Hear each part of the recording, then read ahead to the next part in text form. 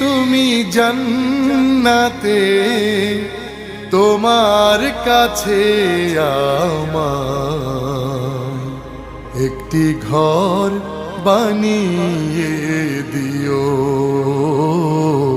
একটি ঘর বানিয়ে দিও।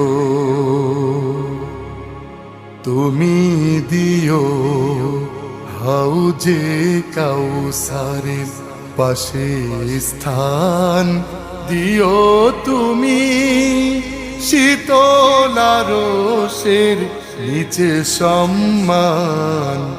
প্রিয় রাসূলের প্রিয় উম্মত উতরে যাবে মহাবিচার, পরমানন্দে জান্নাতে